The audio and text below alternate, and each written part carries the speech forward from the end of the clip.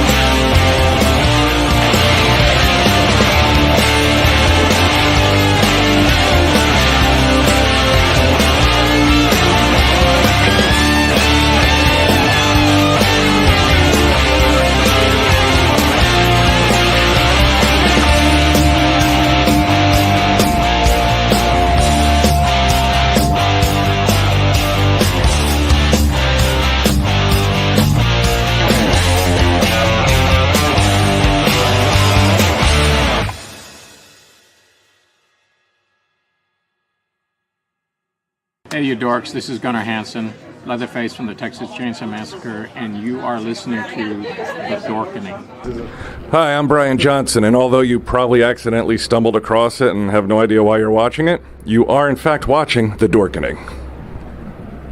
Hello, this is Tom Kenny, voice actor, the voice of the Ice King on Adventure Time, and SpongeBob SquarePants. Meow. Oh, Gary the Snail, too. Hey, guess what you're filling your eye holes and ear holes with? The Dorkening! Oh, I love the Dorkening. Very popular in Ooh. And Bikini Bottom. Hi, I'm Lou Ferrigno. You're watching The Dorkening. And you know what? You don't like me when I get angry, so don't get me angry. You better keep watching The Dorkening.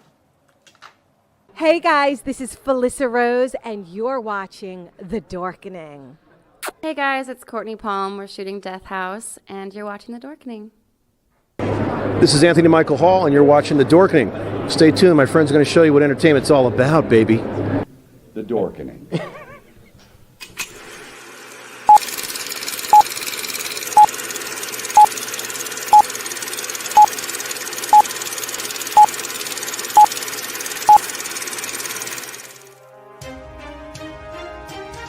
The Dorkening and all affiliated shows are not intended for anyone under the age of 18. The following may contain discussions or scenes that have adult situations, graphic violence, nudity, strong sexual content, and graphic language. This show is intended for mature audiences only. Viewer discretion is advised.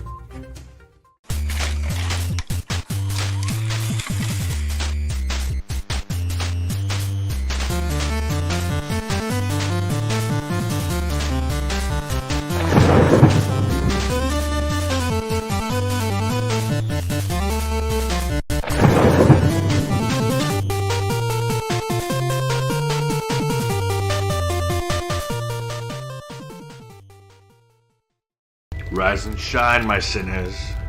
When Father Evil starts his day, he gets a little deadly. Deadly Grounds coffee has the richest, smoothest flavor you'll find anywhere. It's sinfully delicious.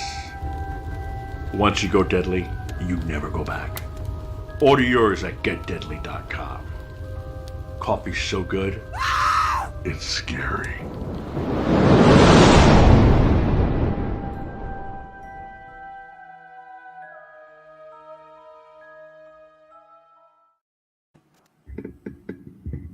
Oh, geez, I didn't take it off. My God. Talk about amateur hour, gang. Hey, everyone, it's me, Brandon Powers, aka Powerful Brandon. And joining me this evening, as ever, we have these fine fellows. Steve, Yo-Yo, how's it going, guys? Not too bad. I don't have anything awesome to show. Like, I showing mean, us off. You're fucking here, man. That's enough of a show off for today.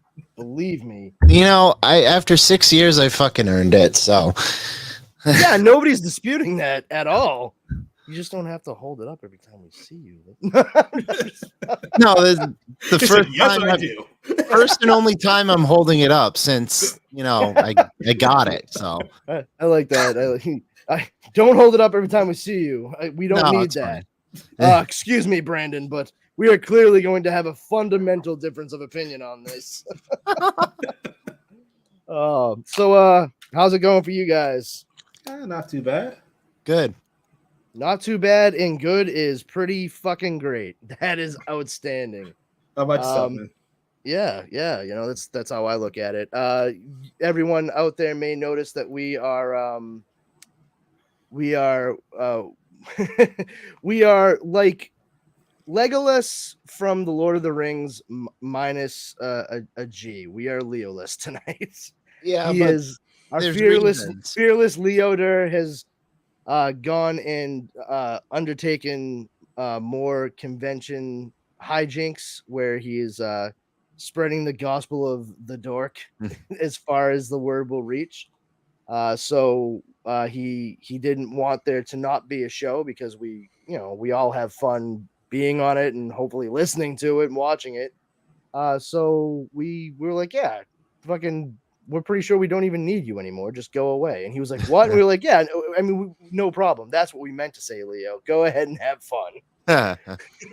So yeah, here we are. We're we're looking to talk about some goings on. I know, Steve, you're all about the D23 Disney Plus stuff. Like you stick to that shit like fucking white on rice. So how any rumblings in regards to that? Because I know we got stuff coming up tomorrow, right? Yep, tomorrow's Disney Plus Day. Excuse me. And no, I haven't heard any rumblings, but Marvel released their schedule. Oh. Which I put in the group. I didn't. Did you? Oh my god! I'm so sorry, Steve.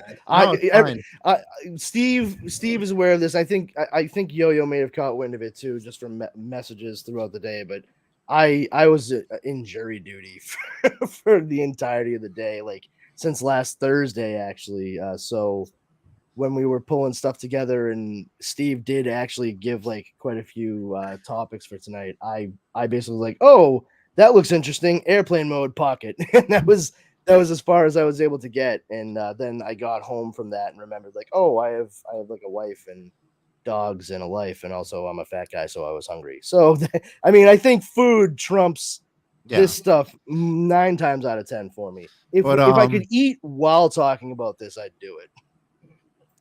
So obviously Disney Plus Day is tomorrow. Obviously, for those of you who don't know, or for people living under a rock, they're getting episode 4 She-Hulk, Thor Love and Thunder is making its Disney Plus premiere. There's like an Obi-Wan Kenobi documentary on how it was made. There's a whole bunch of stuff depending on what your preference is for Disney Plus.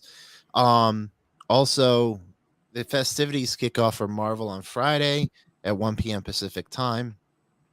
Disney and Marvel Games Showcase. I don't know what that entails, but sounds like it's going to be a showcase of some kind. That's my guess. Yeah. You probably won't see Kingdom Hearts 11 or something like that. I don't know. How many Kingdom Hearts games are? Yeah, I was going to say, they made surprised, but they really just went full bore Final Fantasy on that shit, huh? I'm being a sarcastic asshole because I've never played Kingdom Hearts, but I know it's like it's cross-pollination between Marvel Disney characters and RPG. Squaresoft. Yeah. I'm not much of a gamer or anything, but I know that shit. Friday at 3:30 p.m. Pacific time, Disney Studios, Pixar, and Disney Animation are going to have their panel, and that rounds out Friday. Saturday at 10 a.m. Pacific time, I think is the one everyone is waiting for. Marvel Studios, Lucasfilm, and 20th Century Studios. So, yeah. And then they conclude D23 from the Marvel side at 2 p.m. Pacific time. 60 Years of Spider-Man. 60 years of Spider-Man. If doesn't feel more than 5. Yeah. I will say this. 60 years of Spider-Man existing as a character, absolutely phenomenal and fantastic. But I do really think it's worth noting that we are probably not going to, if you think about it, if you just roll it around in your head, we're not really going to see Spider-Man as he exists in the comics, like how he came about in the MCU, especially until this next series of movies begins. Yeah. With Marvel Studios and Sony, because the kid that we had jumping around in a Spider-Man suit was not that character. I mean, he's defined by tragedy and all the guilt that comes with not being there for the people around him, whether or not it was his fault. And just defined by loss and everything. And we get none of that. I mean, they dropped the ball. Even if you wanted to like leave out Uncle Ben and all that stuff, they had such a prime opportunity to have Tony Stark be this like father figure. Well, I shouldn't say father figure because that's what he was. I mean, to be a touchstone for him, because not just like this, like, oh, Mr. Stark's like my substitute dad now, but they both were orphans and were incredibly smart and had, natural born talent as well as these fantastical elements that allowed them to be Iron Man and Spider-Man. I mean, that's actually part of the reason why Civil War in the comic books works so well, with Tony being able to get Peter to reveal his identity to everyone in the comics canon at that point, because they connected on a very deep level because of that stuff. Didn't go well for him though.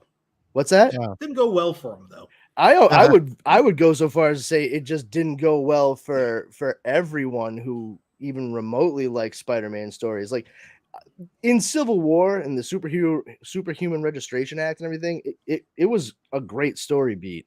But let's not forget that what happened in Civil War begat, what was it, Brand New Day, where and I swear I couldn't make this shit up if I wanted to.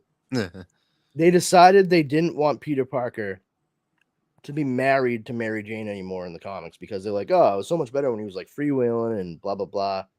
No one can relate to him. Like the teenagers and college kids, like there's no problems there for them to see themselves in Peter Parker any longer, which is valid-ish, but they decided the best way to go about resetting it story-wise was to have and I'm sorry that I might be muddling the details, but Aunt May is like on death's door, all right, and Mephisto shows up, and Spider-Man makes a deal with him. Save Aunt May, but the trade-off is everyone's going to forget he's Spider-Man.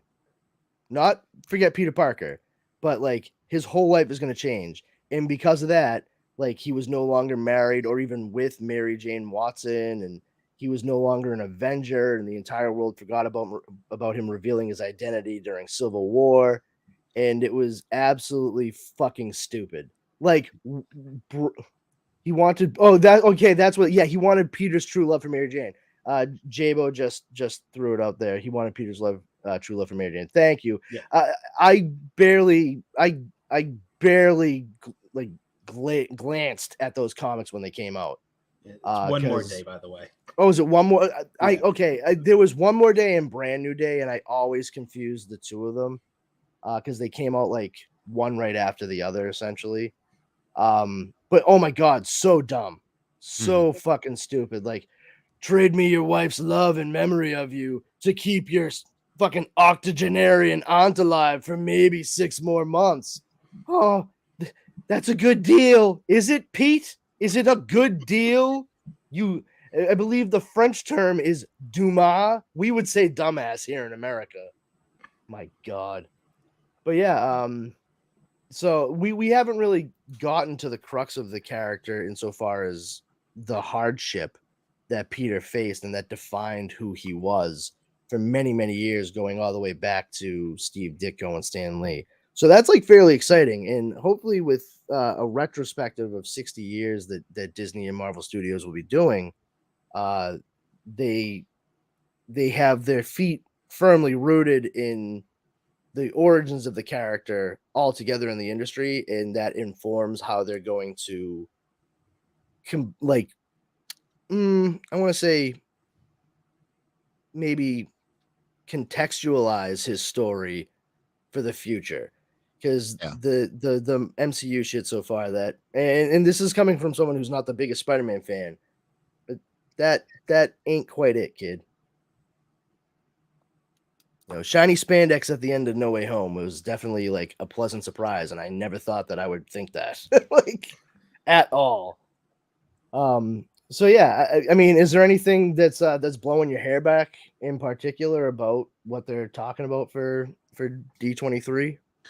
No, not in particular. I was actually distracted by something else that happened over the weekend, but I'm sure we'll get to that or briefly mention it. I don't know. I mean, you're mentioning it right now, so May as well. Yeah, this is how we roll, bro. Like we could. Welcome to the ADHD hour. Da, da, da, da. So for all you wrestling fans out there, AEW had a pay-per-view called All Out, and it was in Chicago.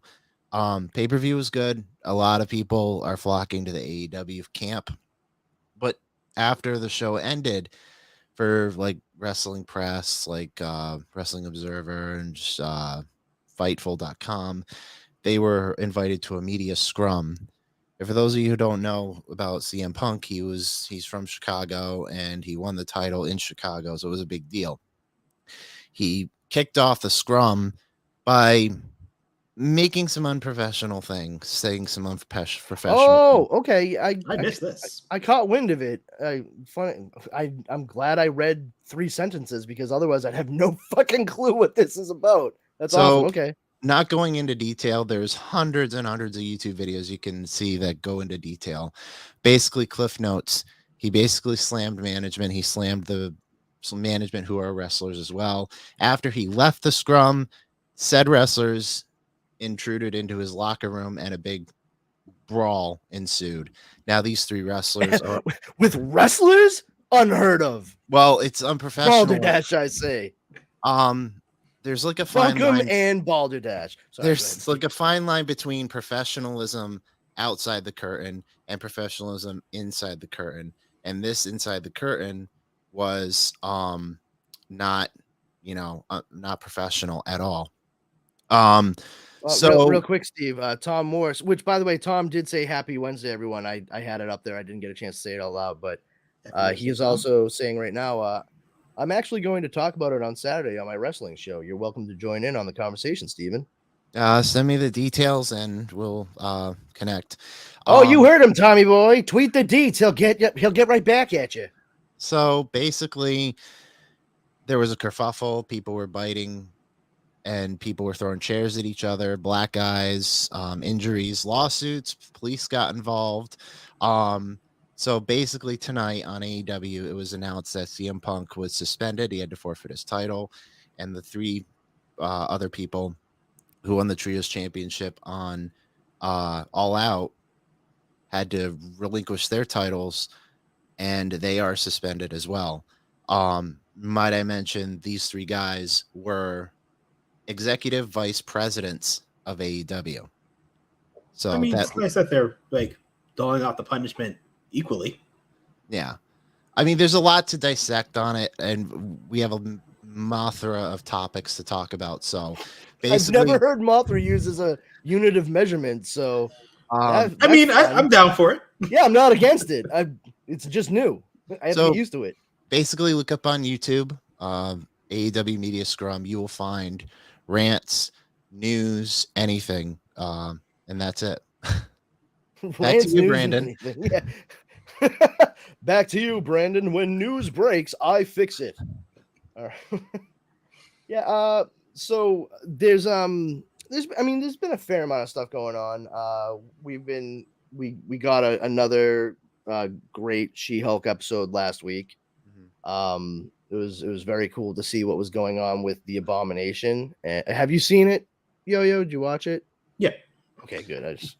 All right. I mean, it's also divided the fandom even more, but why? Well, that's the funny thing about the word fandom. Because if this shit's, like, okay, I mean, it's why, I mean, in Yo-Yo, I know that you know, and thank you for being devil's advocate on that one. Like, why? Because of misogyny. That's why. Yeah. It's because there's a lot of guys out there who are saying like, oh, they're ruining Hulk, and like, why, it's the MCU and blah blah blah. And you know what? They have, I think I counted, they have had currently what's out, like up to and including She-Hulk, 37 projects all together from Marvel Studios. Okay. With more to be announced this weekend. Did you know that 5 of them have female leads? Yeah, This makes sense. 5. That's 32 other projects that are all male leads, and the vast majority of them white straight male leads at that. So that's a very small fraction of what has come out thus far. And for everyone to be, all these guys to be in, to use quite the term, clutching their pearls over this. I've never heard that term before. Oh, you've never heard? Oh, okay. No. Yeah, clutching. It's usually harkens back to the middle of the century in the 50s, where women housewives commonly wore pearls, and if they came across something that made them exasperated, they'd be like and clutch the pearls. Yeah, clutching it. So it's used in reference to anybody that's being a little too precious and melodramatic over something that's really not that big a deal, which I think it dovetails very nicely into this point. Yeah, speaking of I just lost my train of thought. Speaking of what is it? I know where you're going with this. Do you? The community not only targeted that, but Amazon, Lord of the Rings. And people were... I will say I'm not watching it because I've made no secret of the fact that like Lord of the Rings stuff just doesn't really do it for me, and that's fine for everyone who does enjoy it. I know that they're wildly popular. I will say not my bag. But what's going on with it? I haven't watched it because I don't have Amazon. For the I record, do it too every time. For the record, my girlfriend loves Lord of the Rings, and we watched the first 2 episodes. They were great. But I don't understand why people are upset about it. I guess Amazon or Jeff Bezos tried to throw in his 2 cents, and the production company ignored him. And then That dude has so much more than 2 cents. He could throw a lot more in that direction. Just if you have a tourist rocket, you can throw a lot more. But yeah, basically when this episode came out last week, first 2 episodes, I think, basically they were people were review bombing it on Rotten Tomatoes and Amazon Prime, and then Rotten Tomatoes and Amazon quickly deleted every single negative review. But my question is why? Why are they doing that? What is it that they're freaking out over? That's the thing. I don't know. I enjoyed it, but I don't. This just in. No, really. Is it a viable criticism that they're erasing, or is it just people being stupid? I'm guessing it's either because there's women or people of color involved, and all these people are a That bunch would of do it. misogynist, I think- racist pricks. I Let's think go it's to that- the tape, kids. I think it's that, but it's also people were calling it the Lord of the Woke. I don't. Okay, so yeah, there's either a minority. So or a exactly woman. what I Yeah. just said. Yep. Yeah, Lord of the Woke. Okay, woke. That's great. You're saying you're pronouncing and spelling the word enlightened incorrectly. Fuck faces. Just saying. Or just I'm just. Lord of the Rings. I'm just. Yeah. No, I'm Like, just. I don't get why It's not you. It's not you. Oh no, Steve. no. It's not you. Yeah, they, them, those. Yeah. Oh no, they're probably getting mad that I'm using pronouns. They also don't quite understand the function of pronouns in the English language. So, I mean, I hope they heard me say they, them, their, or whatever just now. And I will give. I hope it caused nosebleeds. I'm just saying. I will give compliments to Whoopi Goldberg today on The View. She basically called them out and saying, if you're spewing so much hate on a show that has people of color and people of, female leads, get a job, get a life. That's pretty much what she said in Cliff Notes. So okay, Tom said it has to do with one of the actors who plays an elf. Okay, thanks, Tom. Thank you, Tom. Well, here's the thing. I mean, Whoopi Goldberg most certainly is a person worth listening to in that conversation for many reasons. Yes. She's a woman. She's a woman of color. But just on the geek entertainment side of it, let's not forget that Whoopi Goldberg played Guinan. Yes. For years on Star Trek: The Next Generation. And not just that she played Guinan.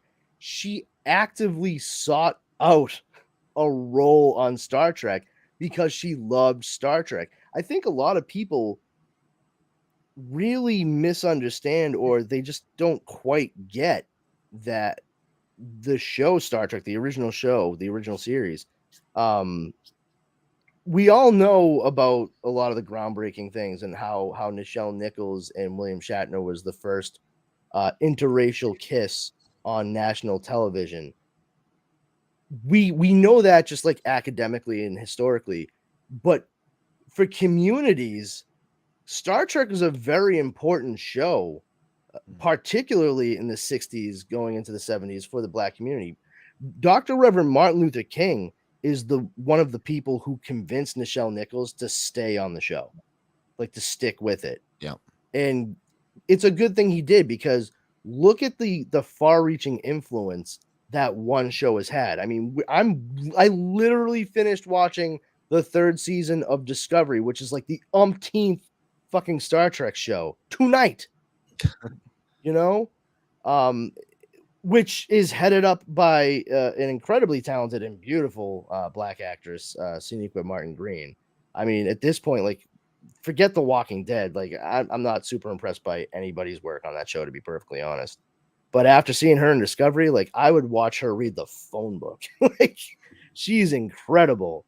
But like, Whoopi Goldberg knows what she's talking about. She knows how to make people laugh, and in order to make people laugh, a lot of times you have to know how to make them think, and you have to know how people think. Yeah. And with her age comes a certain wisdom of experience. I'm inclined to say that without seeing any quote from Whoopi Goldberg at all, I right now I'm on board 100% with whatever it is she said to them, or about them. It's absolutely fucking bonkers. Another thing, I didn't mention it in the group chat, but continuing this trend of revolutionary Black actors. Real quick, J-Bo, yes, Lower Decks is an amazing show. He said, what about Lower Decks show? That is a great show. Yes, it's fucking hysterical. It is great. Thank you, Jay. You were 100% correct for bringing that up as well. Thank you. Sorry, Steven, go ahead. No, it's okay. Set photos from Beverly Hills Cop 4, Axel Foley came out. Yeah. So I'm getting a Beverly Hills Cop 4, but I'm still not getting a fucking Golden Child 2. What fucking world is this? So there was a picture of him in his I think it was Detroit Lions jacket. I don't remember what jacket it was. and he had a sling in his arm. So I'm assuming he got hit by a car or something. And then there was a set picture leaked today of Judge Reinhold and the other actor who was buddies with Judge Reinhold in the movie. I forgot the actor's name. I'm so sorry, guys. It's not been a Bronson long day. Pinchot, is it? No. Because I was gonna say, I don't really think they were friends in the other movies. He was more of a pain in the ass, but Yeah, but they were seen on set, so maybe a cameo appearance. Who knows? But it looks, we haven't gotten a trailer for it. But it looks like I'm regretting canceling my Netflix subscription because I like Beverly Hills Cop 1 and 2. Not really a fan of the third one, but I really no one is. but I've never met anyone that's like, the trilogy's okay, but 3 is really like the bow on it for me. No, but not at all. I think, Eddie Murphy making his comeback with Coming to America, and his rumored tour that he was going to do, but then COVID happened. I think, it's good to see Eddie Murphy back. Lest we forget, he kind of fell off the planet after Pluto Nash. I think it was Pluto Nash. I don't remember. Was it Pluto Nash, Bowfinger? Well, that was sort of a 1-2 punch. Yeah. And I honestly, like, Bowfinger should have been better than it was, or I it's not as bad as you would remember it when it first came out, but when you look at the fact that Steve Martin and Eddie Murphy were teaming up to make a movie, and these guys are just, they're legends. And then when you finally saw it, you're like, oh, you know what else? You know what? Norbit didn't help. No. Either. Daddy Daycare was good. The second one, I don't think. Daddy Daycare was cute. That was a cute family movie. There was Norbit was terrible. I will say though, funny thing about Norbit, I have a weird thing about when I see actors and actresses in small things, commercials, what have you, and just seeing them in something years later and being like, hey, and in Norbit, his wife, I think, that he's also playing, goes up to the top of a water slide, and everyone's like, oh God, no. And there's this really tiny, like kind of skinny kid. She's really cute, like who's working the slide.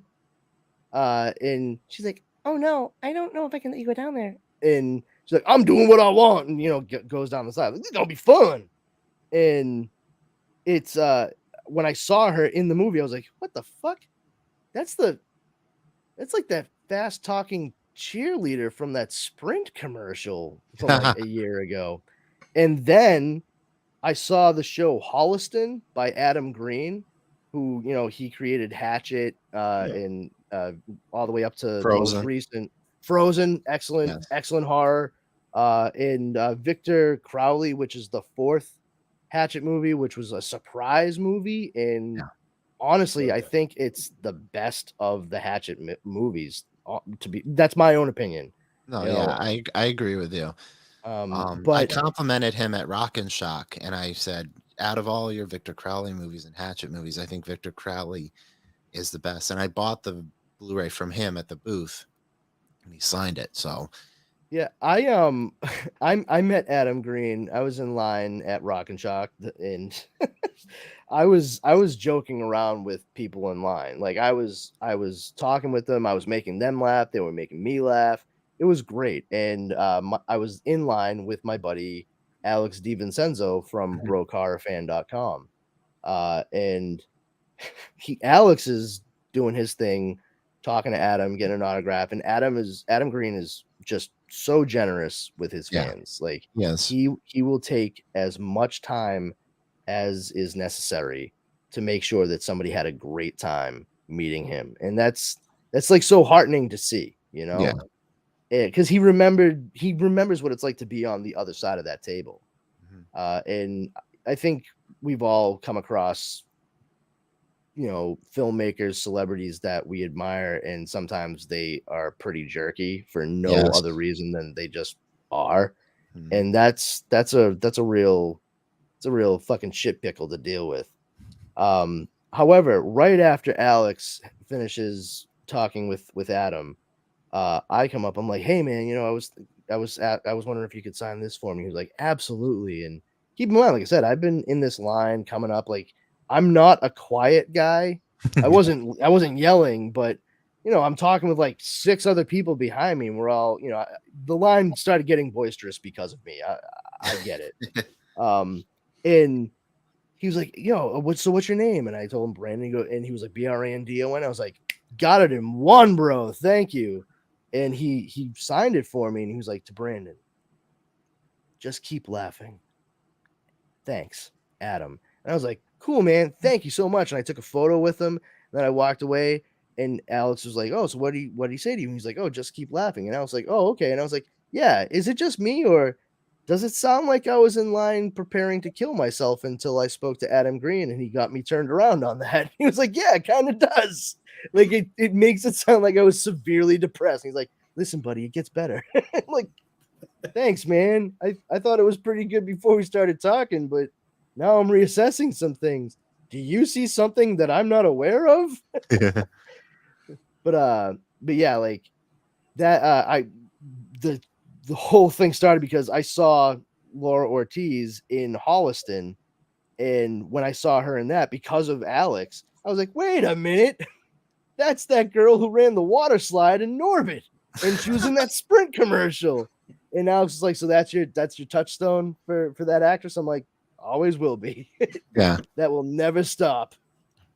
She was. I mean, she can speak so quickly because she speaks 2 languages. She speaks Spanish and English, at least 2. And because of how rapid fire she can speak Spanish, when she goes into full on English mode, it is fucking. She's like 6 from the show Blossom back in the day. It's incredible. I wish I could like get everything like tongue twisters like nobody's business.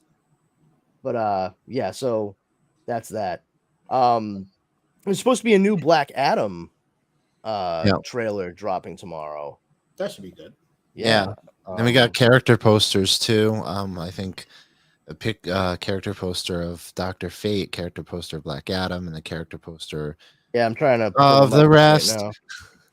Right I'm very intrigued to see Pierce Brosnan. Yeah. Oh, son of a bitch. Son of a gun. Sorry, I just opened something up, and it looks like the name being tossed around right now for Sue Storm that they may be announcing at D23 is Jodie Comer, who is exactly who I fucking said would be a good pick to play her. I'm still holding out hope for Lakeith Stanfield as Reed Richards. I don't care what anybody fucking says. That dude, if he's not cast, I'm riding in the street. It will be one fat, bald white guy in the street, but god damn it, you'll know I'm there. Like, what's his problem? I don't know. He's a fucking nerd and he's upset about some stretchy dude. I don't know. I don't really want to talk to him, but if you get within 10 feet, he will shout at you what his issue is. So yeah, that just threw me for a loop. I did not expect to see that. That's pretty cool. Let me see. But it's a rumor. It's a rumor. So it, you know, there's nothing substantiated at that. This point. Did you start the rumor? No. Shut up, Yo-Yo. But damn it, man. But I do want to say, I mean, I can here. I'll show you. I'll show you right here, like straight up. But I do want to say, Jabo, thank you for the comment. It was an honor to meet you at Retro World Expo. So, yeah, right here. So, John Campia. Oh, that fucking dude. He sucks out loud. I mean, he's great. He's the best. We should all listen to everything he says forever and ever. Oh, new theatrical poster for Black Adam. What do we got here? You actually going to show me the poster, you dinks? Oh, here we go. That's a nice poster. Oh, for sure. Let's blow that up. Oh yeah, look at that. I mean, it's an okay poster. You know what it is. They're using actual like photos of the characters. Now I want you to think about this, right? I'm going to see if I can find something when we're done with the show later on.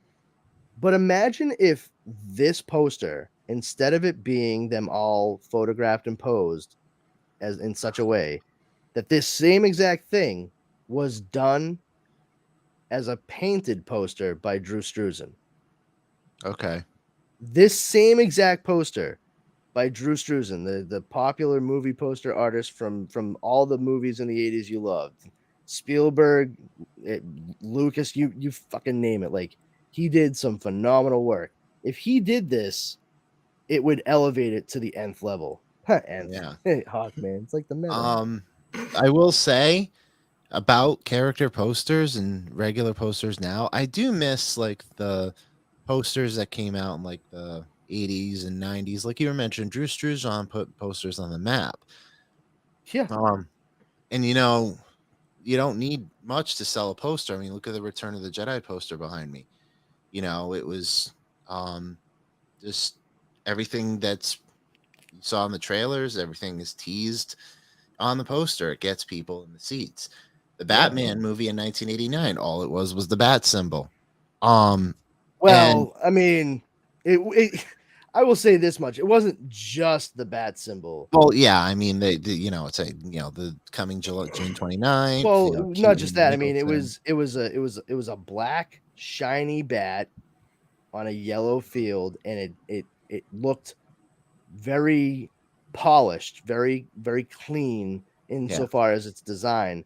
A far cry from what amounted to a yellow sticker with a bat on it slapped on Adam West's chest in the 66 show, because you got to remember in 1989 that was still at the forefront of everybody's mind when they thought about Batman. It was only on for a couple seasons, but it permeated the zeitgeist, and that became the representation for several generations in a row.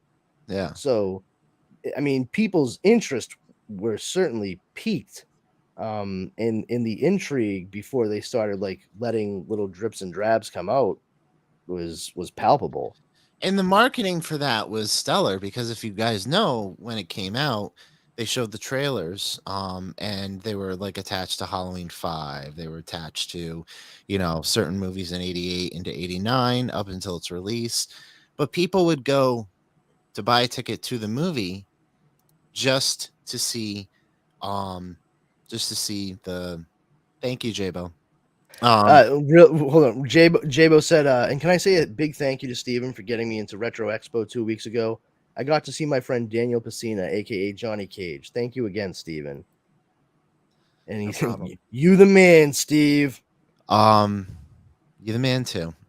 So back to yes, we're all men. Continue. So basically, it was attached to trailers, and people would buy a ticket to said movie, like Halloween 5. See the trailer for Batman, walk out. And the posters were like a gold mine. People would look at how much money YouTube has saved people. People would buy to steal them off bus stations. People Part 5 Curse. Huh? Is Part 5 Curse of Michael Myers? No. Revenge. Revenge? Oh, whatever. It's still terrible. Yeah. Sorry. Go ahead, bud. No. I think I was done. So pretty much like marketing, however you do it, you'll get butts in the seats or butts in your headphones, whatever. You'll get listeners, you know. Like artwork is very important for podcasts. Like my podcast logo is the play on for the Lethal Weapon poster, because me and my co-host are 80s guys. Brandon's Comics Paradox podcast is just straight and simple, you know. Yeah, I mean it's pretty much pulled from Jack Kirby design. Like there's no mistaking it looks like something that would have popped off a Kirby comic in the 60s. Yeah. But that's my little 2 cents. I mean, you have the right marketing, you have the right poster. Here we go, guys. I found character posters for Black Adam. Where is you? There we go. Screen 1. Is that it? Yeah. Screen 1. Screen 1. Screen 1. These are the ones I saw. It's like Blade Runner. Enhance. Enhance. All right, so there's that. Oh, okay. So there's Captain Atom. We no. That's a different DC character. Never mind. Hawkman, Black Adam. Dr. Fate, Pierce Brosnan, man. Like I hope this works well. I hope he does a great job in it, and it's a good vehicle for him because this guy, he fought so hard to play James Bond for so long. Yeah. And he finally got in there like swimwear, and that's when it just totally jumped the shark. Once Die Another Day came out, which if you take the crass commercialism out of that movie, I think it's a really decent Bond flick, and it was something. It was an excellent precursor to the kind of stuff that we were going to get because they needed to do an actual retooling of the character, bring it back to basics. Think about have we all seen Die Another Day here? Yeah, it's been a while, but yeah. So at the beginning of that movie, James Bond is taken captive and tortured as a prisoner of war in North Korea. In North Korea for like a year, and they're bringing him to the brink of death constantly, and then making sure he lives so they can start all over again the next day. And that's where the title comes from, Die Another Day. And it's just it was such an impressive beginning. Like we had never seen James Bond lose like that. Yeah. And it makes sense that would have been like the last go around for that iteration of the character with the goofy shit and the double entendres and the sexual innuendo. And then we come back with Casino Royale, which updates it from Baccarat to poker at Monte Carlo. And holy shit, like who fucking knew that was what it needed, And it seems like the director, and I can't remember his name, but the director of Die Another Day clearly wanted to up the ante and do something a little different, but was still forced in, like pigeonholed into that, like, oh no, we have so many advertisement deals with so many big names, like this has to be in there. And it's like, all right, I don't know that it was necessary that he drives a Jaguar in the middle of the fucking Antarctic, but whatever you say, Broccoli family, you're the shit. Oh, look at this. Sammy. Hey, fellas. How you doing, Sammy? Hey, Sammy. Hey, Sammy. So all right. But anyway, that, he hasn't done a whole heck of a lot. Like he's able to have been choosy because he did get paid well enough. And the stuff he's done, it's sort of like more background character driven things, like sort of what we've seen Timothy Dalton do a little bit more of over the past 15 and Puss in Boots. Yes, there is that. Can't blame him. Why not play like a fun character every once? Like, you have that choice. Why not? Kids, grandkids, or something at this point. Like for all you, with Halloween around the corner, it's a good watch to check out the Treehouse of Horror episode with Pierce Brosnan doing the voice of the Simpsons house, a la 2001: A Space Odyssey. Oh yeah, it was going to hurt you, Marge. It's fucking great.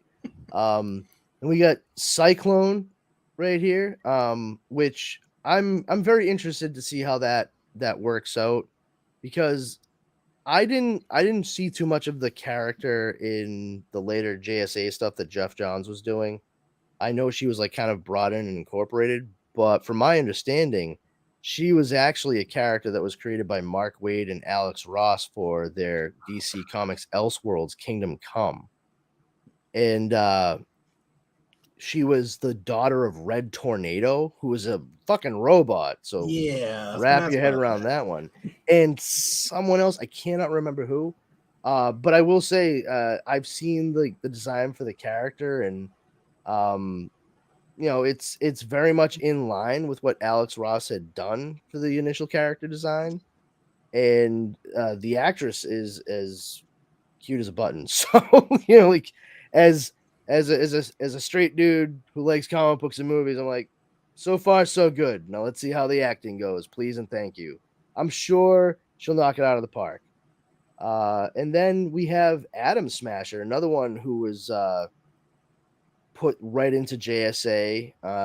He's sort of a legacy hero in DC Comics because his uncle was oh my god, no, was it uncle, grandfather, something? But the original Adam in DC, which in DC the Atom was a guy who was like of short stature. He's like 5'2" or something, and he got caught in some kind of atomic accident, and it bestowed on him with like super endurance and super strength. He was a tiny powerhouse for the Justice Society of America, and as time went on, this guy he inherited some of the abilities, but instead of just straight up super strength, what have you, he could grow in size, and his strength and agility would stay in proportion to it.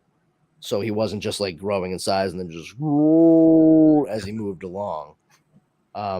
So yeah, and that's Noah Centineo, I think is the guy's name playing him. This is the guy who was being talked about to play He-Man in a live action movie for a while. So whatever, he got to play a buff hero at some point. So good for you, Noah. We're rooting for you, dude. Don't fuck it up. What's this? Oh yeah, Jay saying Pierce Brosnan waited a very long time to play 007. Yeah, he was on the show Remington Steele on ABC with Stephanie Zimbalist, and it became a very successful show for them. And that's when the Broccoli family came to Pierce Brosnan saying, "Hey, we want you to play 007 after Timothy Dalton's done." And no, I'm sorry, that we want you to play 007. And he said, "Oh, absolutely, I want to." ABC wouldn't let him do it, and they gave the role to Timothy Dalton instead. And that's where you get The Living Daylights and License to Kill, which arguably those two movies are really the closest we ever got to what eventually became the Daniel Craig movies. Those were much darker, more rough and tumble James Bond flicks. Yeah, ABC fucked him over. I think that's a tale as old as television itself when it comes to the film industry. I'm kind of up there with Moonlighting and Bruce Willis. And oh yeah, for sure. I think there's never been any confirmation of this. This is all like stuff that I truly believe in my heart of hearts. I think the same thing happened to Topher Grace with the first Spider-Man movie by Sam Raimi and that 70s show. Listen, I mean, when you truly think about it, when Spider-Man the movie was being made by Sony and Sam Raimi had been tapped to direct, Topher Grace was on that 70s show. It was huge in the ratings for Fox. Yep. You look at that kid and you're getting ready to do a Spider-Man movie. How do you not immediately say, like, listen to him, look at him? That is Peter Parker and Spider-Man as the day is long. And I think that's how he ended up becoming involved with Spider-Man 3, because he was no longer in that 70s show. And Sam Raimi was like, well, fuck it. If you're going to force me to have Venom in this movie, then I'm going to cast somebody who I wanted to cast in the first movie anyway. And he tried to do a little bit more of a mirror image of Eddie Brock to Peter Parker, as opposed to the exact opposite, just like a big burly dude full of anger, Yeah. But I honestly think that's what happened, that he was told, like, oh no. Fox was like, you're on our show, and he was stuck there for another like season or two, and then as soon as his contract was up, he was like, I'm out of here, deuces, everybody. It's crazy to think too, because then you look at somebody like Michael J. Fox, who was doing Family Ties, and eventually that was ABC. They came around and was like, all right, listen, it's gonna be hard, but we're trusting you. You can go make that weird car time travel movie, but you still have to shoot this too. And that's exactly what he did. He was shooting Family Ties and Back to the Future At the same time, simultaneously. yeah. He literally had people lift him up out of bed while he was still sleeping to carry him to the set because he was just exhausted. Yeah. You know, and you would never, such a good actor, you'd never know. Not at all. I mean, never once felt like he was phoning in Marty McFly or Alex P. Keaton at that point in time. I mean, it's like also Predator in 1987.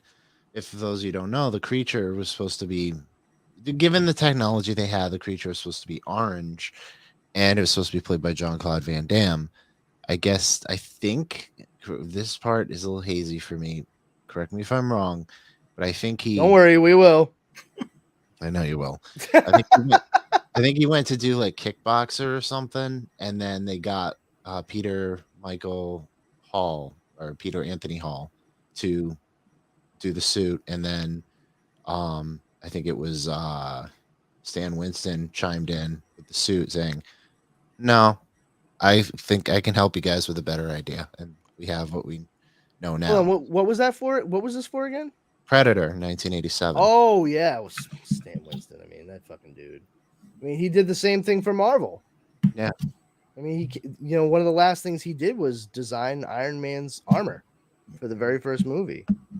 You know, it's actually kind of fun. I watched New Nightmare recently, and the special effects guy who's married to Heather Langenkamp in it. That's a very big part of the story in that movie.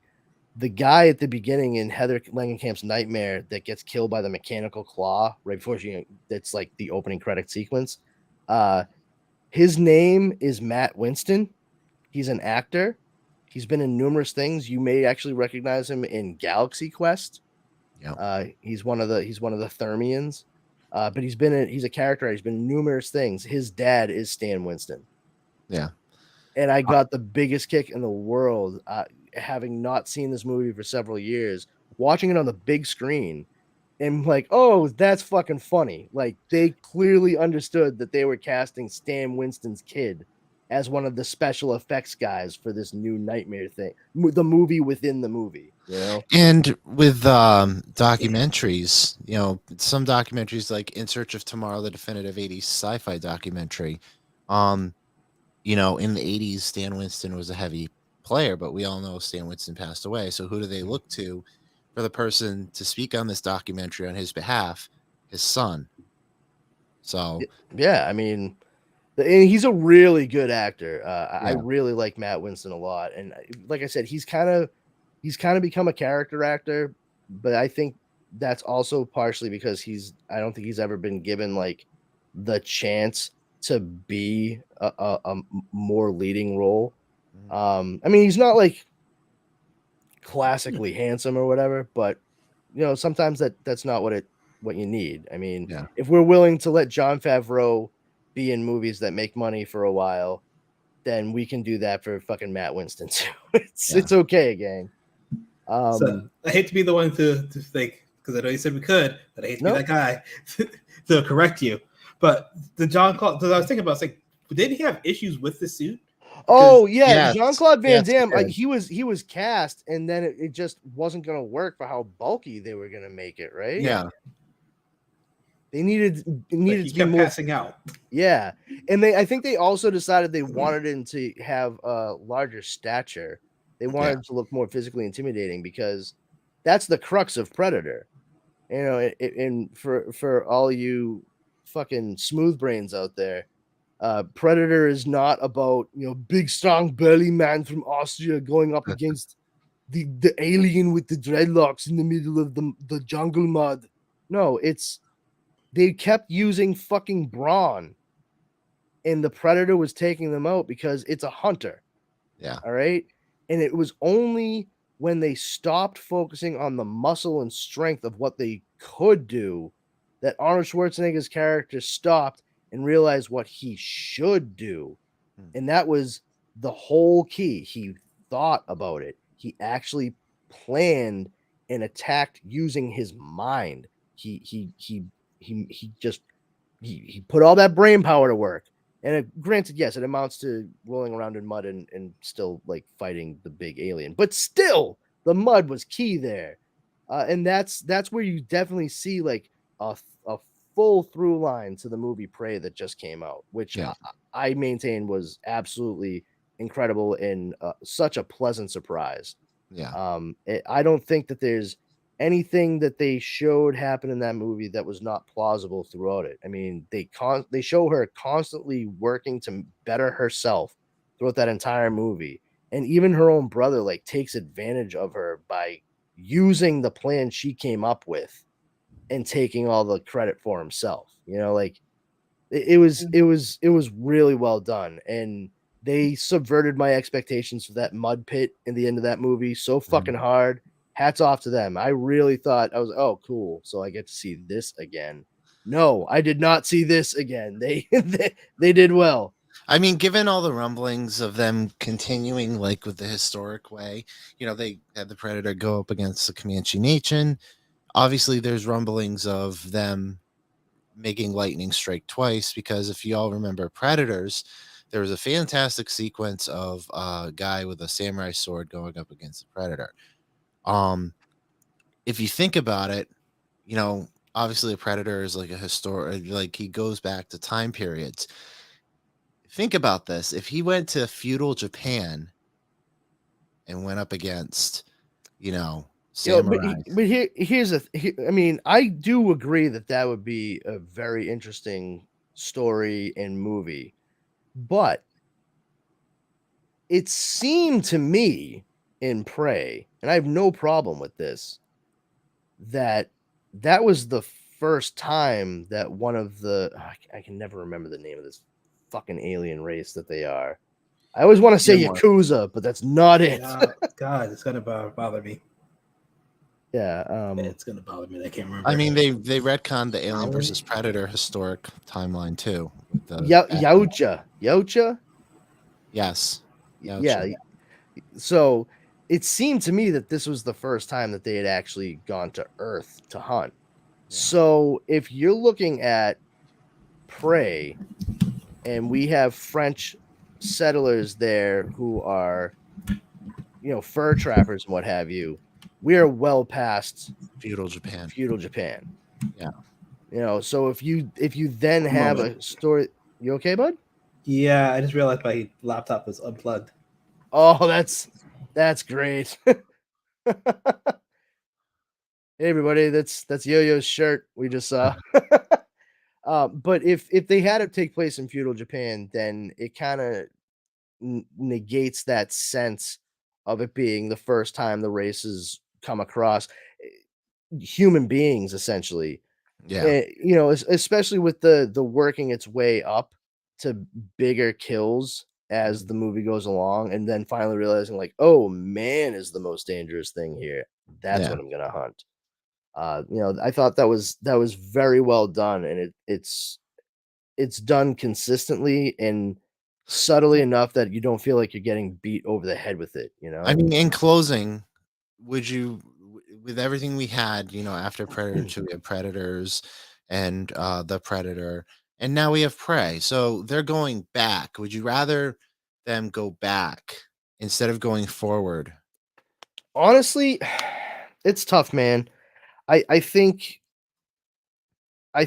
the conceit that would make a big difference for telling good Predator stories, whether or not they take place in the past, the present, or the future, is don't go so big fucking Hollywood with it. I mean, obviously, yeah, you're gonna spend money on your marketing and what have you, but there was no big fancy shit going on in Prey. You know, that was very much tied to the time that it takes place in. Yeah. And so she was using the weaponry and her own experiences for where she was, when she was. And welcome back, Yo-Yo. Welcome back. Thank you. And I mean, if they did, like, obviously feudal Japan's out of the question now. That's how much I paid attention in history. But if they went, no worries, dude. If they went like upwards, further ahead with the from the Comanche timeline, maybe the American Revolution, or not Civil War would be quite interesting to behold. It's just just look around confused, like what the fuck are they oh doing? he was no. I know what you're talking about. I'm just saying. Yeah. The Predator would look around very confused. What the fuck are we doing? But once what Steve was saying is like, you know, what do you think would kind of make it viable, basically. I think that cutting down on the slick Hollywood stuff, like, don't give us what the Predator was. Yep. You know, we don't need you to sit there and turn it into like clearly trying to set up a new trilogy or something and giving us like a fucking Predator super suit that humans will wear and what have you. Like, no, give us the basic premise, you know, man is the most dangerous game on planet Earth. Yeah. Until now. You know, like, there you go. That's the story. Tell that story. You can just do it through a different prism. We've established that they now know they'll know what Earth is, where Earth is because of this. All right. So if you want to play with jumping across time a little bit and leading up to more of an era that we're familiar, then leave it alone, because that's your core, at least Predator and Predator 2 for certain. Yeah. And that's something I think if you revisit Predator 2, I know there were a lot of people when it came out that were not incredibly pleased because it became one of those like, oh, you know, I enjoyed this first movie and I wanted the second movie to be exactly like that first movie, just a lot more explosions and pew-pews and gross, gory stuff, you know, like, I get it. But the fact that they took it from a literal jungle and put it in an urban jungle, and Danny Glover was a cop that was trying to take this thing. I mean, Danny Glover, I think, rocked the shit out of it in that movie. I love that flick. I actually saw Predator 2 more times growing up than I did Predator. Danny Glover to me was like the fucking man because of that. Like, I did not care about Schwarzenegger so much as I did him. And especially him getting the gun at the end of Predator 2, forget about it. Which, of course, you know, brings us to Prey again. But yeah, I think a less is more philosophy is probably the best way to go, the best guideline to adopt in regards to that character in a series. But you know, I'm just one guy. What the fuck do I know? Anyway, I don't know, fucking Predator. Talking about that shit. Let's see. There was a few other things. We got, and this is a Halloween, like, coming into the season thing. I don't know how many people out there are aware of the movie Trick or Treat. That was written and directed by Michael Dougherty. It's a Halloween movie. Let me see here. Let me share the screen, of course. Share screen. Here we go. Share. So this is this little guy right here is Sam. Yeah. And it's an anthology film. Has quite a few people in it. But it was shot, and it was every intention to put it out in theaters. I mean, the number of people in this is ridiculous. It's got Brian Cox, Anna Paquin, Dylan Baker. It's great because Brian Cox in this movie, if you're not aware of horror icons or what have you, the first time I saw this, I was like, oh, so Brian Cox is doing an impression of John Carpenter. Straight up. He channels him in this movie. They never released it in theaters. They eventually put it out on DVD, and that's the only way you've ever been able to see it. But apparently they are going to put it out in theaters for the first time ever this year. But here's the kicker, and you're going to love this, Steve. It's Regal's Theaters that's going to be doing it. You know, I never went into detail about the whole Regal thing here. We have two Regals. Me and Leo have two Regals here, but we also have other movie theaters. We have an AMC, not too far from my apartment, but we also have independent theaters. You know, Niantic across the way from Waterford, where Regal is. That's a family-owned. Mystic has a family-owned movie theater. So Regal's going to tank, yes. But there are other movie theater experiences. And also, if it's desperate, go to Showcase in Rhode Island and Massachusetts, or No, I mean, I live in Massachusetts, so that's probably going to be my first choice. But speaking of horror, there was they've been quiet about it for a while. Hellraiser? Yeah. They've been quiet about it for a while, but I then I already had it fucking queued up before you even said anything. That's brilliant. but there's like a 10-second teaser that was posted a week and a half ago.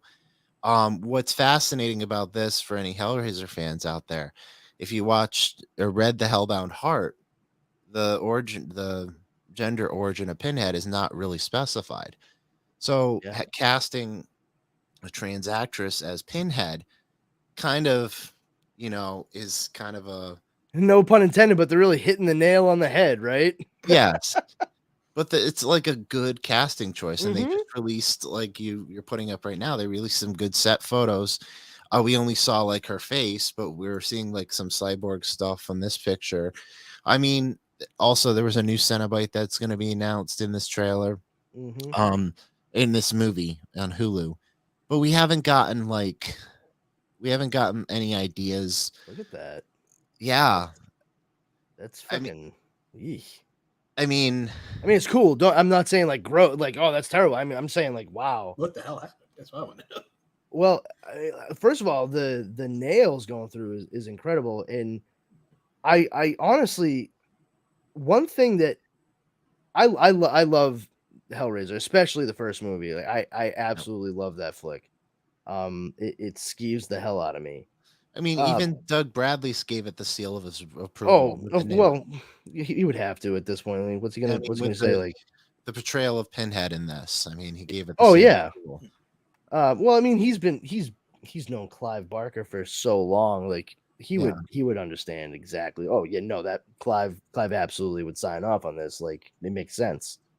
Who Panda Cat PK elbow cough, elbow cough, elbow cough.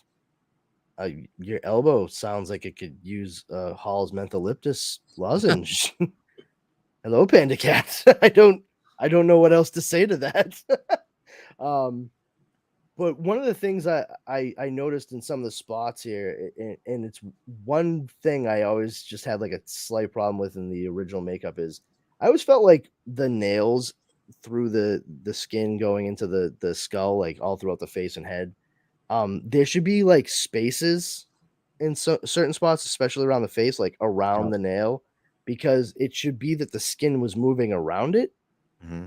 And they do that above the eye, you can see. Yeah, exactly. And I really dug that when I saw it, because the one thing in the other movies that always, like I said, always just kind of like, well, okay, I guess. The nails like were just there on the skin, and they like moved, and that was that. I'm like, that's not how that would go. Like they're driven into bone. Yeah. That they're not going anywhere. But this whole continuation of horror for the body of Pinhead, the Cenobite known as Pinhead, like this looks fucking harrowing. Yeah. Far more detailed than there's like the robed dude talking about being an angel to some and demons to others, and a deep British voice. Like, okay, cool. This is like, what happened to you? Like, I mean, I you're terrifying me, but also, do you need a hug? Like you poor otherworldly creature. But yeah, I'm really looking forward to checking it out. I haven't been, I don't want to say I'm psyched, but I haven't been this interested in a Hellraiser movie in a long time. I mean, Hellraiser 3, it's not bad. I mean, the soundtrack helps it out a lot. But past that, maybe Bloodlines gets a little bit of a pass, and everything from that point on is just what the French call garbage, you know. But yeah, I'm glad that you said something about it, because it's definitely something that I genuinely am just like ready for.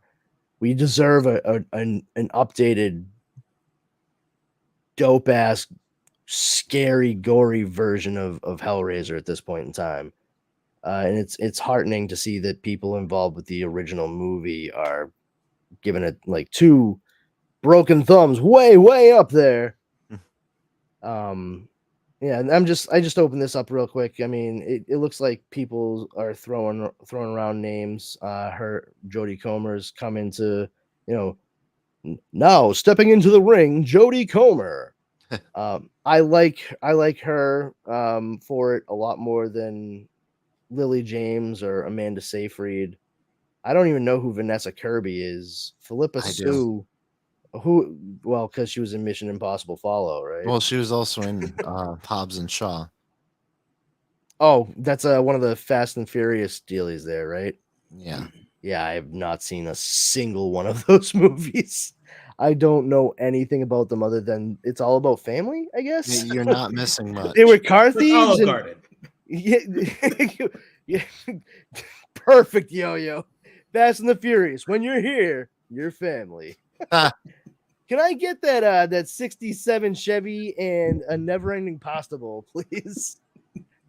Vin Diesel told me to tell you he sent me.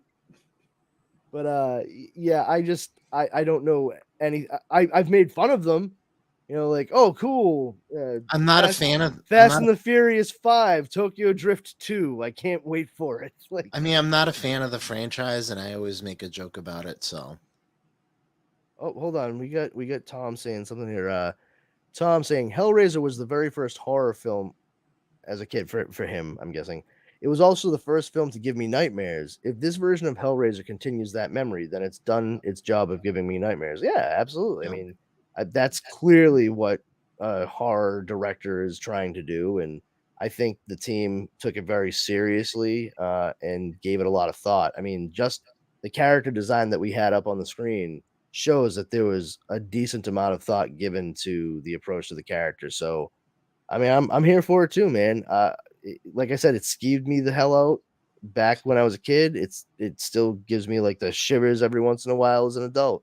Let's turn this mother out. I agree with you, man. Let's have some scary dreams.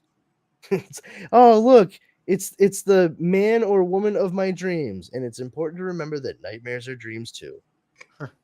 But yeah, so I mean, there's Saoirse Ronan. I think she's a talented actress, but if she plays Sue Storm in the Fantastic Four, no, I don't want that. I don't want that at all.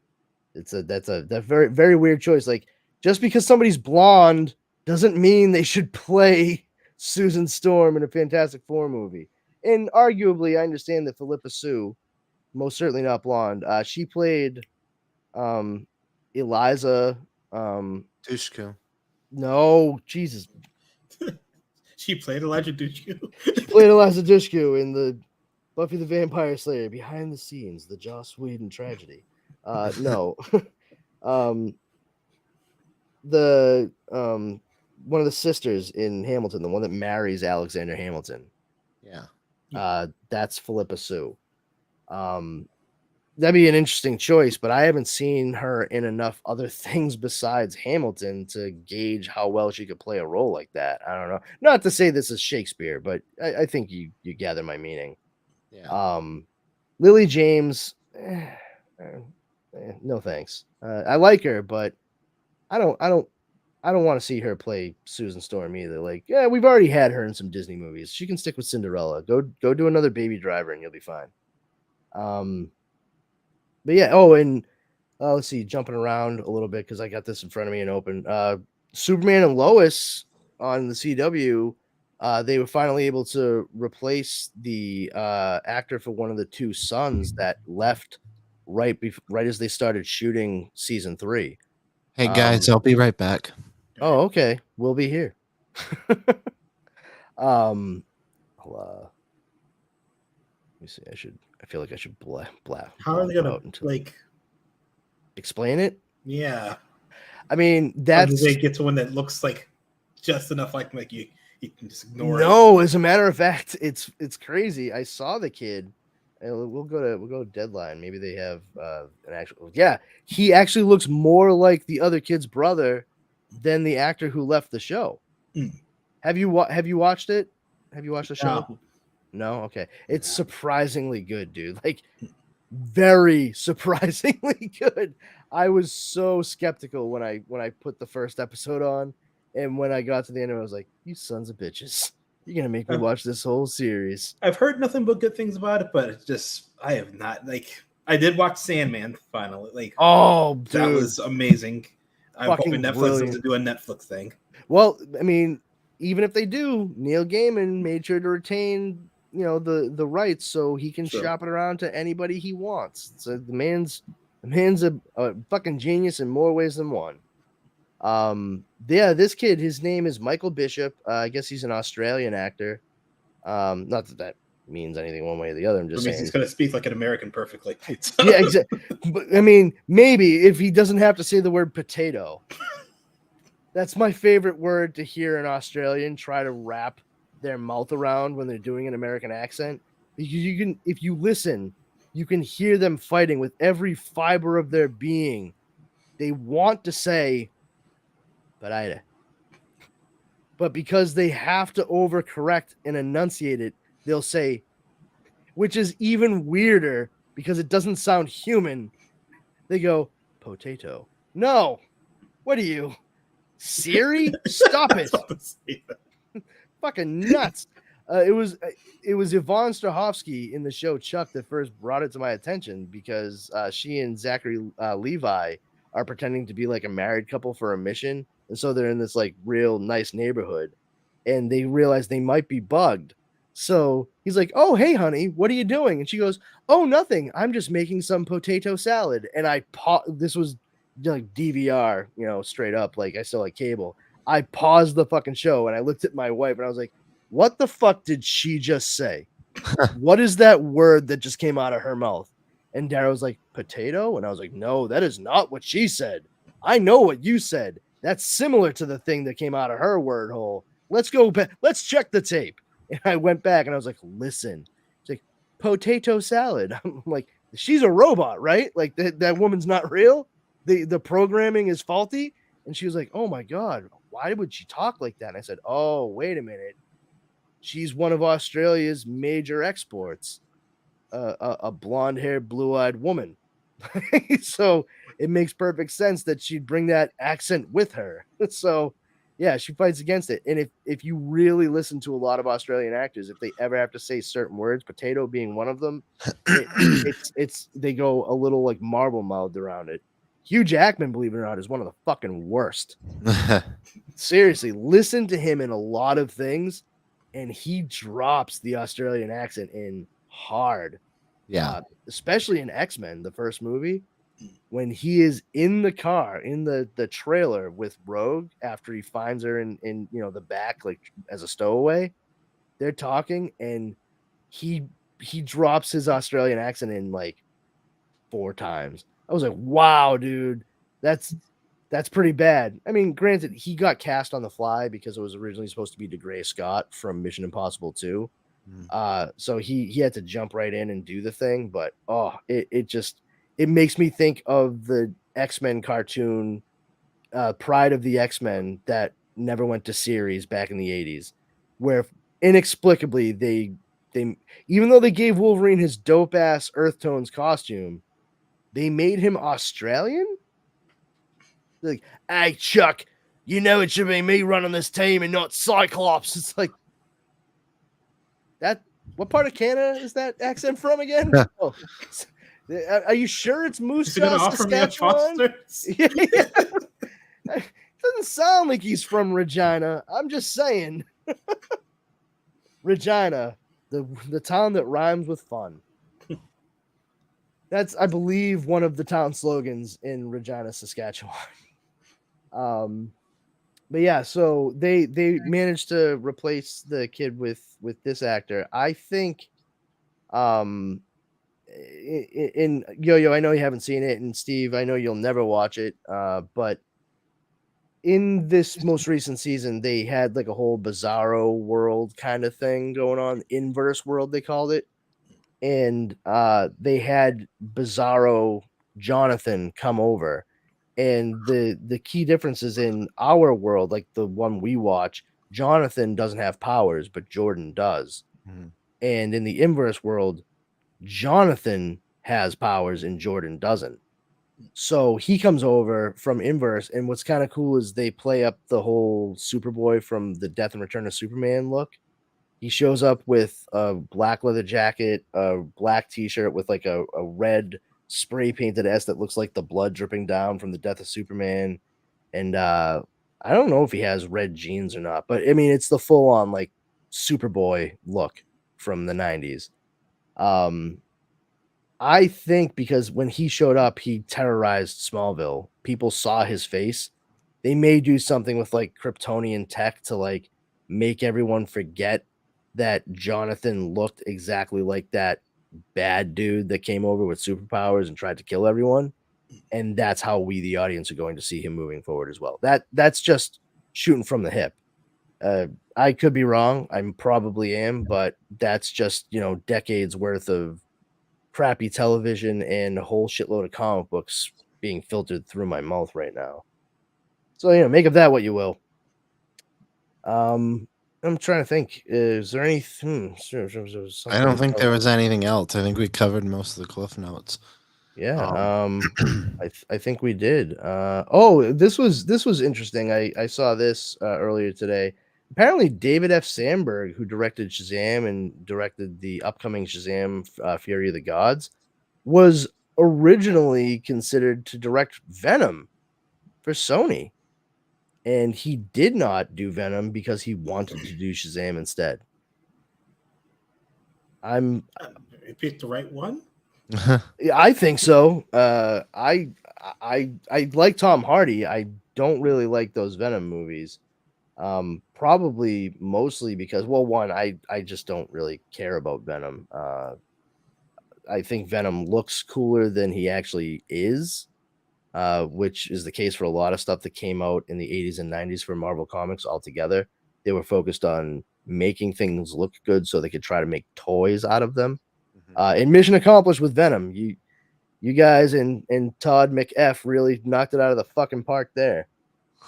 But yeah, these movies, I think they probably work a little bit better if, Spider-Man were somehow involved in the story.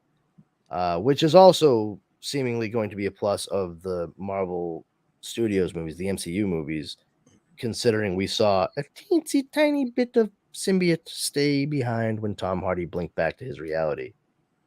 Yeah, and Agent Venom. What's that? They will get Agent Venom or Agent Anti-Venom or something. Oh, Anti-Venom would be interesting, but I feel like they really need to really cement Venom as an entity in the MCU before they make any moves in that regard. Boy can dream though, because it.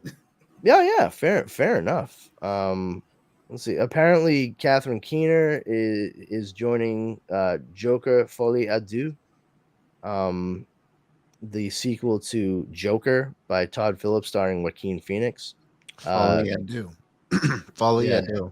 Folie à Deux. I mean, that's great, I guess. I like Catherine Keener. I think she's a talented actress. The first movie was good. I mean, I guess like it's not something I wanted to see a whole lot more of. I thought it ended well enough, and I mean, with the amount of money it made, I guess it was a foregone conclusion that they were going to make a continuation of it. Yeah, but should they? Should they exactly? No. Like it's like John Wick. Well, actually, no. John Wick was a much better movie than Joker was. But John Wick, I thought was an absolutely fun, fantastic flick, and I just don't see why, other than money, of course, they needed to make more of them. I think if they just left it where it was at the end of that first movie, boom, just fucking legendary classic. Leave it right there. You're golden. Yeah. One and done. Funny enough, as much as I like the vast majority of them, I kind of feel the same way about Rocky. I love Rocky. Yeah. It's such a great classic underdog story. I mean, he doesn't win. That's the point. He never wanted to win, you know? And it was so successful. It made so much money that I mean, how many fucking Rocky and Rocky related movies do we have now? 7? 8? 8? 8 fucking Rocky related movies since the 70s? That's batshit insane. I'm a little punchy. Yeah, we can fucking tell, bro. But yeah, so there's a few things that we had happen this week. When D23 and Disney Plus Day hits tomorrow, everyone watching is Pinocchio, not me. I'm sorry, that just even Tom Hanks can't say that for me. Just I know. It's great. I don't think Pinocchio was really screaming for that live action remix that Disney's been doing either. They should really. What's that? Oh, a great Tom Hanks movie I saw this week was Elvis. I haven't seen it yet, but it's now available on HBO Max. I know it was on Pluther too. I just, it was good. If you're a fan of Elvis, or music biopics like I am, more music biopics I'm a fan of. The historical accuracies of Elvis, they're there, and there was a moment where he was recording one of his albums, and I saw we went to Nashville and we went to Country Music Hall of Fame, and there was a add-on to the tour called Studio B, where a lot of the legendary rockers, country music performers performed, and I guess they took a scene and they filmed it in Studio B, because Studio B is like a closed thing, but it was cool that they did that. Like, hold on. So, what do you mean, like for the movie? Yeah, Elvis. Okay, I got you. Yeah, when they were filming it, they shut the tours down so they can film in the Studio B to get historical accuracy. Well, I mean, if you're doing a biopic, historical accuracy is usually a bonus. I find, depends. I guess it depends on the subject. I don't know. I mean, if I were to give my top 3 music biopics right now, I'd put Elvis at 3, and I'd put Bohemian Rhapsody at 2, and then Straight Outta Compton at 1. Straight Outta Compton at 1? Mm-hmm. Hold on, what was 2 and 3 again? 2 was Bohemian Rhapsody, and 3 was Elvis. Buddy, I don't know how much you know about your number 1 and 2 picks there, but there are some wild omissions from those stories. Like absolutely fucking bonkers. Like I liked Straight Outta Compton for what it was, but as somebody who like listened to a fair amount of NWA and Public Enemy growing up, and then eventually getting into other stuff like KRS-One and Mos Def, like you kind of start off with the hard stuff, and it's all righteous anger and just being fed up, and then you get some more socially conscious stuff. Dr. Dre, they skipped all of his domestic abuse stuff there, all of it. No, of course, yeah. And the thing that pissed me off just as much as that, and I don't understand why they omitted this. I really don't. Ice Cube, O'Shea Jackson, his mother and father, like he came from a surprisingly, like a very supportive family. Like when you look at the rest of the guys in the crew, his parents were very supportive, but they also made sure that he had a plan. And the one thing that I was blown away by that they left out of Straight Outta Compton is the fact that before they went hard into trying to produce and create music, because that's truly what they wanted to do, Ice Cube went to college and earned his degree in 2.5 years in architectural design. So he had a backup plan and then came back home and started working on all of this shit with these guys in earnest. You don't get any of that in Straight Outta Compton, right? No. Seems like it would be a very cool and important thing. Like, hey, listen, it takes a lot of heart and a lot of grit to do this, but you also have to have a good fucking head on your shoulders. Like there's none of that. It's all like seemingly random chance that they are able to do the things they do, and they get seen, and then of course one person fucks over another, and so on and so forth. Like that did happen, because unfortunately this is a very real world thing. They're my friends. I can trust my friends, right? Well, how good a person is your friend? Like that's a decent takeaway, but there was far more that they could have said with that movie. And like I said, I enjoyed it for what it was, but insofar as accuracy, nah. No, I mean, and I should have redacted that statement. But in Bohemian Rhapsody, once again, enjoyed it for what it was, but that movie, I mean, Bryan Singer was a greatest hits of like everything that happened in the band's past, and just spliced together. I mean, there wasn't even like the whole revelation from Freddie to the band that he had AIDS. That didn't happen before fucking Live Aid. It happened like 3 years later. Before he died, a day before he died. Yeah, like, I mean, it's just like they just shifted around the time. I would say, for me personally, like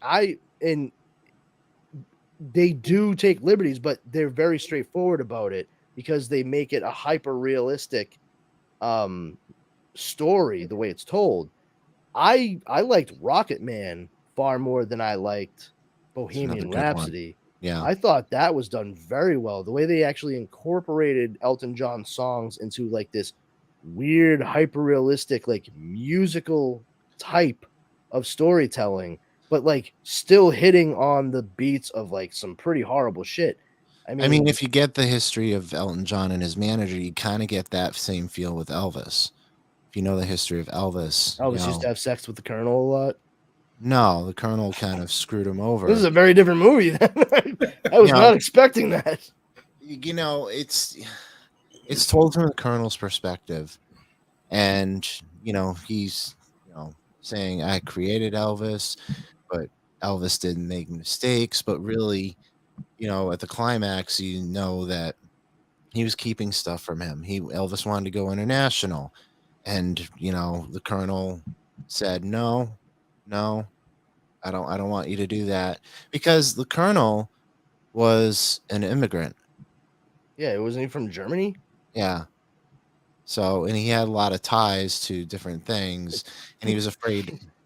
He was afraid if he got sent him to England, he'd know the truth. Elvis would know the truth about. Welcome everyone. I am Colonel Parker. I am Elvis's manager. Listen to me and my all-American way of speaking to you. I mean, if you like, I know. I'm just busting. No. I know. But yeah, I'd recommend people check it out.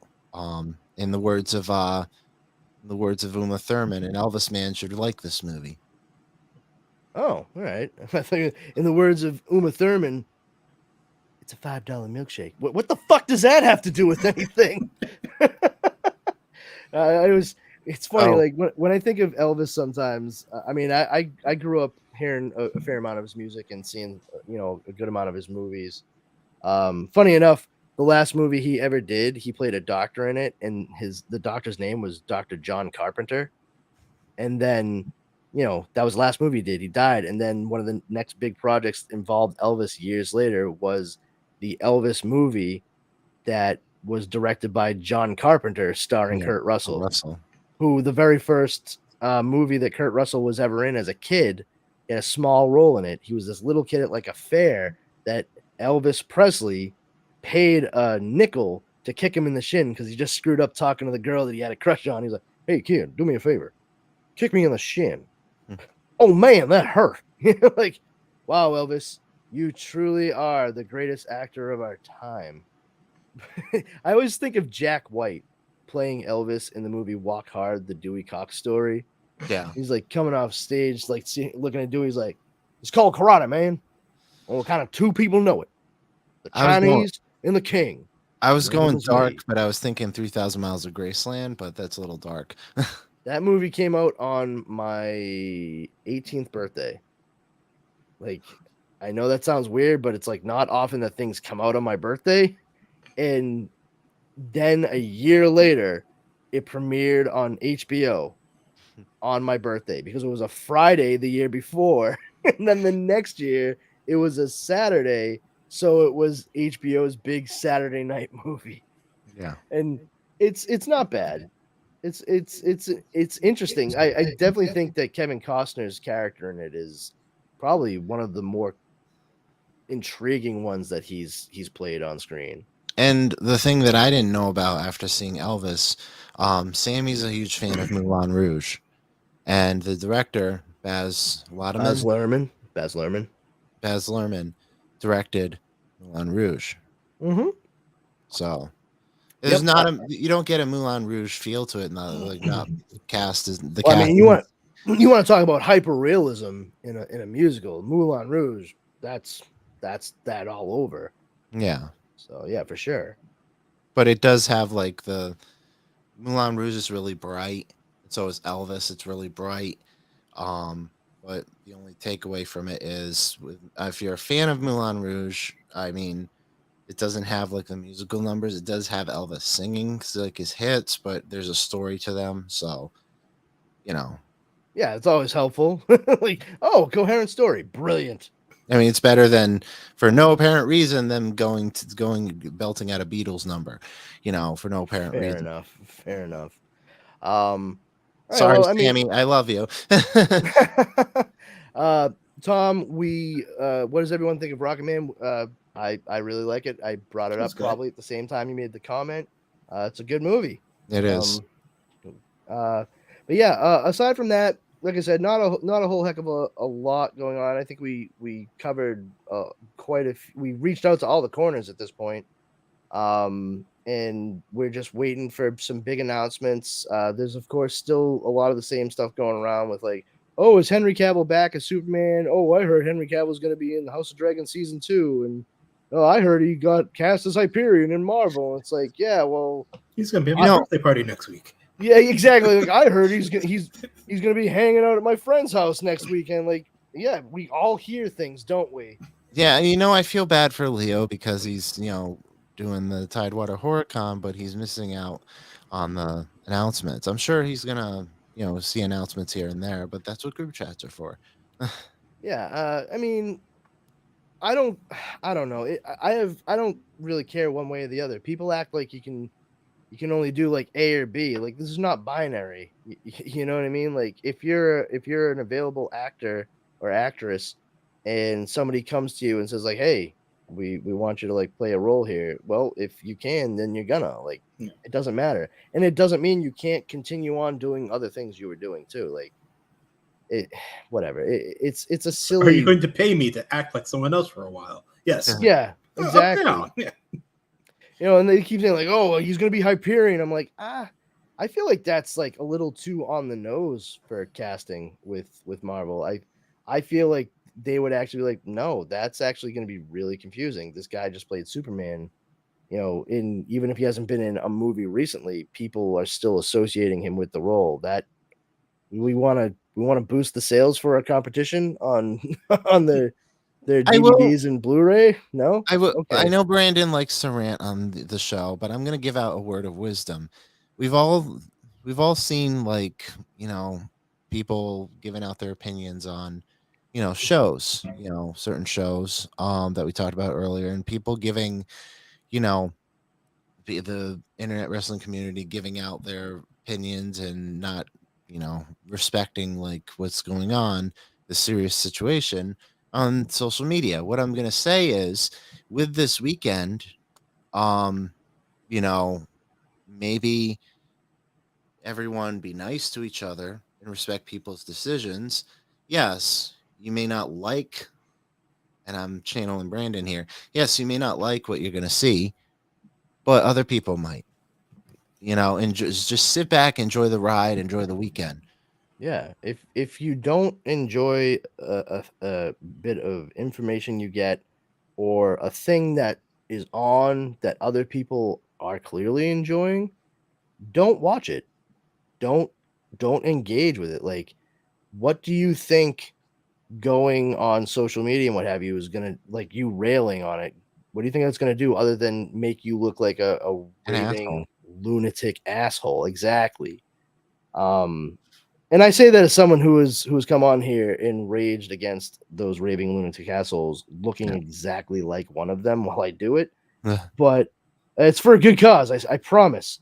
Yeah, like, just do your best not to yuck anybody else's yum. That's really what it is. We do our best here to not be jerks and be as inclusive as possible. In an ideal world, there's no differentiation between fans of one thing to another.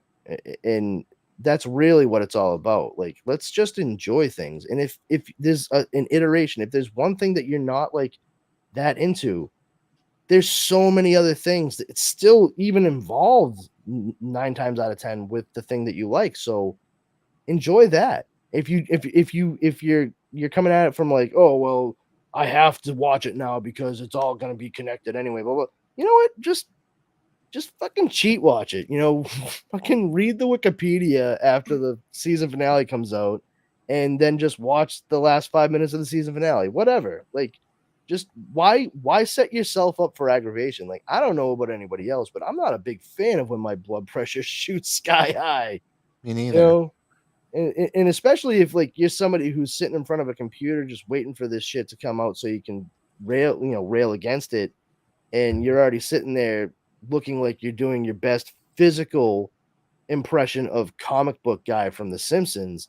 Mhm. I would go so far as to say you really should not get your blood pressure up because you might die. Yeah. Like, I can't believe they did this to She-Hulk.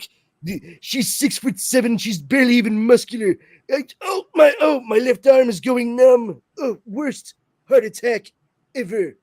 Just fucking chill. All right. It's all gonna be okay. I promise. I promise. And if it's not okay for you, then I'm a fucking liar, and you should get a new hobby. Thank you for coming to our TED Talk. Yes, thank you for coming to our TED Talk. Oh my goodness. All right, so let's give this the old wrapperoonie here. Let's see here. Yo-Yo, I'm gonna come to you, buddy. Where can people engage with you? Instagram, Yo Saint Laurent. That's pretty much where I've been at. All right. Yo-Yo, you always keep it so short and sweet. It used to be longer, but it's all I've been doing recently. So yeah, no worries. I asked a question and I got a thorough answer. Always I did my best. Your best is great, man. Steve-O. You can find the award-winning podcast Super Retro Throwback Reviews on all major podcasts and distributors in the Dorkening Podcast Network. And I'm here every Wednesday, depending if I'm not, work's not keeping me late. And also, yeah. Also, yeah, okay. Fucking yeah, award winning. man, as often as possible, Steve. Please do it. Man as of often as few possible. and somewhat trailing off words. I like it. All right, everybody. My name is Powerful Brandon. Brandon Powers. If you feel so inclined, come on over to the Facebook group Powers Combined. We're just a group of dorks that like to get together, share info, memes, laughs, good times to be had by all. Except if you're a jerk. Our number one rule there is don't be one. If you are, we will boot you immediately. You can follow me on social media on Twitter at Brandon's Powers and on Instagram at This Brandon Has Powers. I also appear with Justin Cooper and Leo Pond on a couple of podcasts we do. They're bi-weekly switch off Sunday to Sunday. The first one is The Dork Night, in which we cover all things Batman. And the second is Comics Paradox, in which we discuss alternate reality takes and tales that come from Marvel, DC, mostly the big two right now. We'll get into some other like publishers later down the line. But what ifs, Elseworlds, story arcs such as Amalgam Comics or Age of Apocalypse, things of that ilk. It's a lot of fun. We dissect it. We did one just this week, which I don't know when it's going to drop because we take our time putting them out there, but it's a pretty big story that came out in 2000 from Marvel Comics about one particular character. It was 9 issues, and if you can figure out what it is, congratulations, you can still listen to the episode when it comes out. And those are released everywhere fine podcaster broadcast. And with that, we'll say thank you and good night, everybody. Peace. Bye.